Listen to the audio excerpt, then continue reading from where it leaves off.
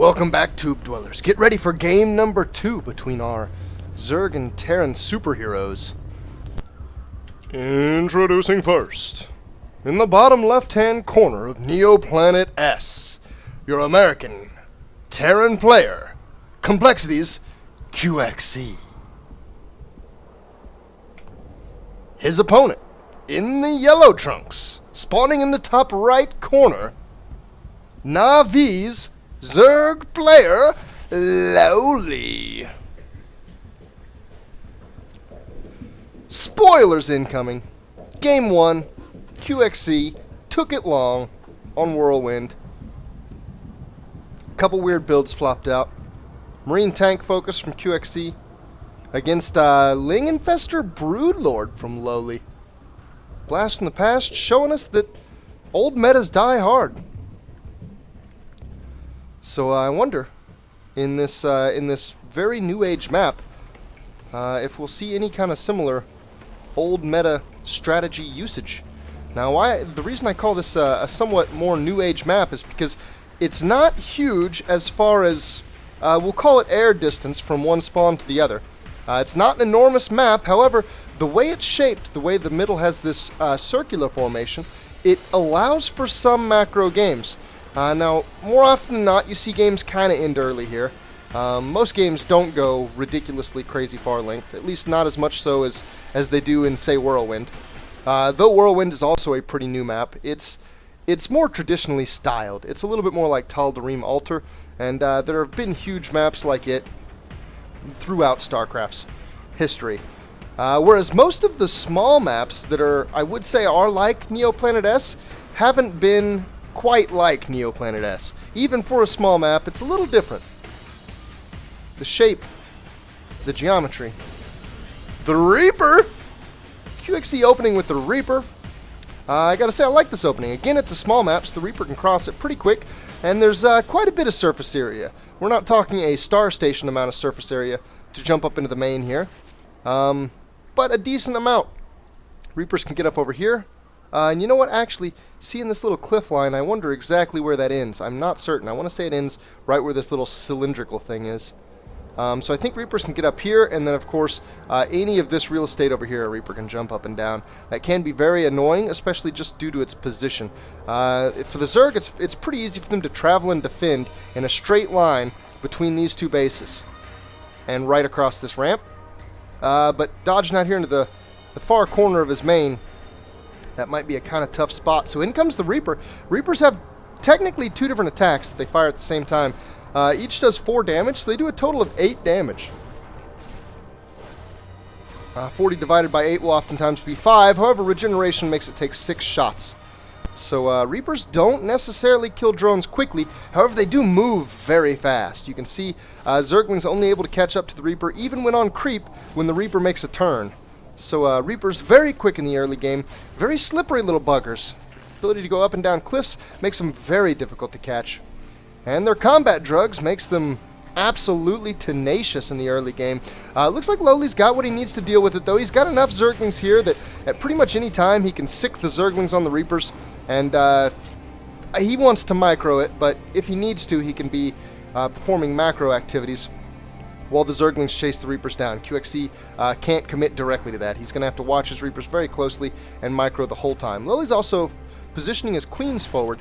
Every little shot you can get off on those Reapers may help you catch one and take it out. And if you take one out, you've basically cut the threat in half.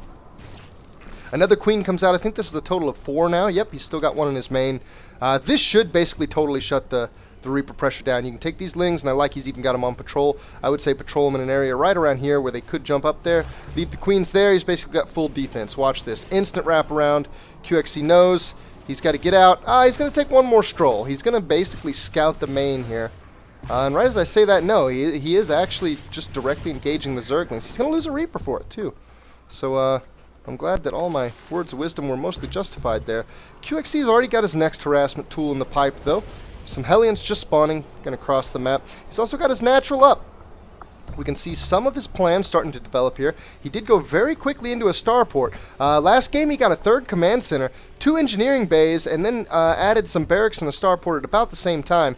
This time he's going straight to the starport, and he's getting a very fast armory. I am almost certain that this is going to amount to Hellbat drops. Sure enough, going to see a medevac out of the starport. Hellbats are already being produced at the factory. Very, very nasty business. This could be very difficult to deal with. However, Lowely is going to do what he needs to do. He's got the Roach Warren coming. He's got 2 evolution chambers and a very defensive posture. This means that if stuff starts going down, if drops start happening, and the action gets heated in Lowely's main and natural, he can put one of these queens on hold right up here, and that wall, at least for a period of time, is defended. If QXC wanted to, he could sit here with the Hellions and bang away on the queen, but it would take him a very long time, and it would allow Lowely to dedicate all of his attention to dealing with these Hellbat drops. Hopefully he's going to have some roaches out for that, though. Let's take a quick stock of the workers. 48-34. Now, in the last match, they were tied throughout this whole period. Lowely still ended up staying in the game till late. This time, Lowely's on the kind of worker lead that he wants to be as a Zerg player. This time, their economies are probably going to be very similar. A matter of fact, the Terran doesn't have any mules out right now, so with one, I think one mule even would make this about identical. 2 mules, though, would put them on even economic footing. And actually, 50-37, maybe the Zerg player even has a little bit of a lead. Burrow coming up very quickly, too. That's interesting. And Roach, movement speed, Galil reconstitution. Here comes the drop. It is double Hellbats. Lowely's all over it. He's got Roaches in position to start doing damage to the Hellbats immediately. It looks like QXC is just going to do a pass over, and he's using these troops at the front, including a Hellbat, to put a lot of pressure on these queens. He's softening them up, but Lowely's reserving queen energy. Oh my god! Is it natural? Holy crap, how many did I just miss? I am not certain. 3. Not huge yet, but he did catch Lowely a little bit out of position, and it looks like neither even took a shot. This is a 2nd medevac. I like the way Lowely's keeping forces in the mineral line. I like also that he's getting a spine and a spore in each mineral line. That's going to slowly pick away at the medevac anytime it comes in. A matter of fact, oh, QXC, wow, that was close. 1 queen shot's got it. Oh, yes! Yes for Lowely, the Zerg player. Defends at least one of those 2 medevacs. And it looks like QXC's got another 2 ready to go.